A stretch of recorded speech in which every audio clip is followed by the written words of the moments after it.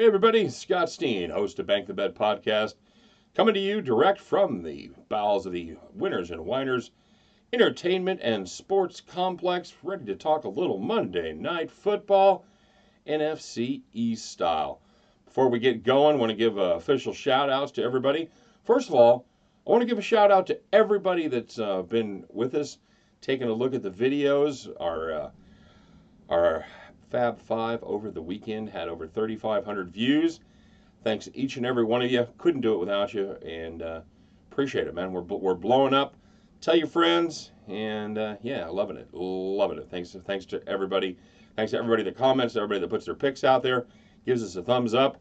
And hey, what natural segue would it be without saying, don't forget to subscribe. Don't forget to give us the thumbs up. And when you subscribe, hit the little bell. You'll be alerted every time we put a video up, and you'll be right at the cutting edge of sports information. So, with that being said, let's talk a little bit about who did well over the weekend. 40-ounce Beer Belly, again, one of my favorite names. He may have hit the Bama under. I don't really know. It ended up on 63. I don't know what he ended up getting it at. So, 40-ouncer, I hope you did well, brother. I know it was going to be close. A lot of us on Saturday had Memphis and Middle Tennessee State, and we looked pretty good for a half. Holy mackerel. Did Memphis just hit the wall there or what? That was unbelievable. I thought, man, we're not going to see anything like that for a while. And it took almost, a little over 24 hours before we saw it again, before the Pittsburgh Steelers said, you know what? It was pretty easy for them for us to have the lead here playing defense. Let's go into the second half, not play defense, and see how that works out.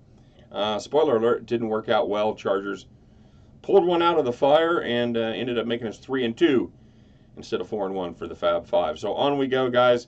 Here we go. Monday Night Football goes a little something like this. Oh, one more shout out to Jamal. He actually hit the Broncos and the Rams, and I rode the Rams with him. I took a play on that right before the game started, and yeah, thanks Jamal. Good hit there, brother. We did okay. All right, for the Monday Night Football game, it's the Washington Redskins at the Philadelphia Eagles. Philly is -6, 45.5 is the total. Tail of the tape, you know the drill. It goes a little something like this. Washington is 6-5 on the year, 7-4 against the number, and the over is cash 5 out of their 11 games. Philadelphia 5-6, 3-8 against the spread, when the over has come in just 4 times in their 11 contests. So here's the deal. It is a tight race there in the NFC East. Dallas currently sits at 7-5. They've got a half game up on Washington, and Washington needs this win to keep pace. They'll be 7-5 with a win. However, if Philadelphia were to win, both of those teams would fall back to 6-6, and they would be 1 game behind the Cowboys. And you know, it may look different 2 weeks from now, but right now, the Cowboys look like the class of the division. So the Redskins can't afford to fall any further back than they already are. Then they need to keep pace with them. Philadelphia, you know, just about the time you're ready to put a fork in them, everybody kind of keeps coming back to the pack. They're still in it. They could 6-6. They'd just be a game back. I don't know. We'll see. You know, as we talked about before, Colt McCoy gets to start again. He got his first start in 4 years against Dallas last week, and that did not go well. In fact, I think Colt McCoy's wife saw him laying on the couch taking a nap and saw his feet, you know, going like that, and his hands were moving, his feet were running, and she said, I wonder if he's chasing rabbits. No, he's still trying to get away from Kyle Vander Esch, who's chasing him through his dreams. Holy mackerel, did that kid from Boise State blow up that game. What a monster. Sean Lee, yeah, didn't really miss him. Kyle Vander Esch, a star is born, everybody. So here's the deal. When Washington runs the ball, they win. When they want to win the game, they slow it down.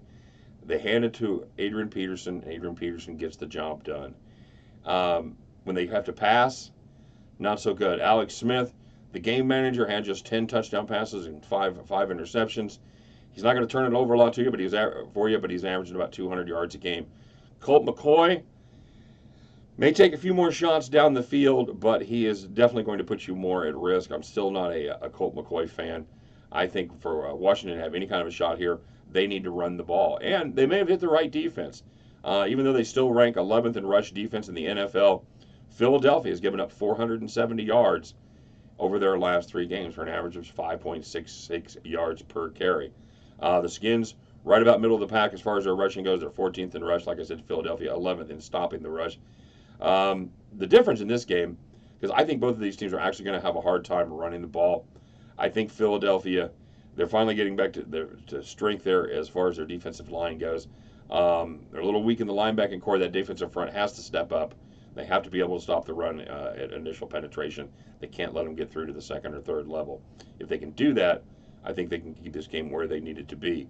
Carson Wentz, you know, the story on Carson Wentz this year is, he's not having the kind of year that he did last year.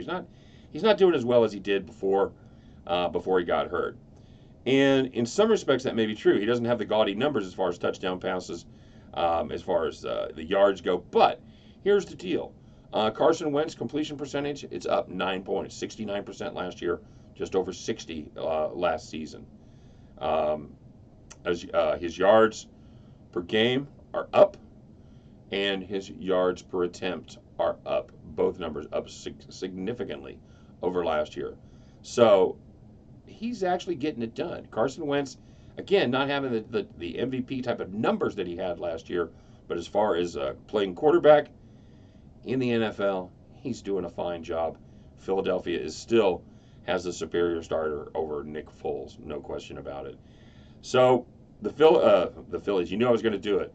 The Eagles, 1-4 against the spread over their last 5. But ladies and gentlemen, I cannot back Colt McCoy. I can't do it. In real life, I'd probably sit this one out. I'd be looking for in-game shots. Maybe lean a little bit on the under, but I don't think there's real value in that total. I think that total is pretty sharp. For that matter, I think that line is pretty sharp too at 6. But because we do a game every day, because we are committed to doing the Monday Night Football game every week, I am going to make a pick. To paraphrase Dick Cheney, or Donald Rumsfeld rather, you don't go to war with the Monday Night Football game you want. You go to war with the Monday Night Football game you have, and this is the one we have. So I am boldly stepping up. I'm going to hold my nose. I don't care that they've gone 1-4 over their last 5 games against the spread. I think Philadelphia's defensive line does the job. They get Darren Sproles back. I think that makes a difference on 3rd down. I'm going to take Philadelphia -6 against the Washington Colt McCoys. Just can't do it. Can't back McCoy. I'm taking the Philadelphia Eagles right there, -6. So come on, Green. Let's get it done tonight. Again, thanks everybody for listening. Don't forget to check out Winners and Winers on all our social media, Twitter, Facebook, all that good stuff. Check out my podcast, Bank the Bet. We do that every day. We'll have our panel on talking about the game here today. So check that out as well. We'll be back tomorrow with how about some college basketball picks? I think we'll be checking that out. So let's get those Philadelphia Eagles in tonight. We'll talk to you guys tomorrow. Get those tickets in there, and then you guys can join me as we head back to the window. Take care, everybody.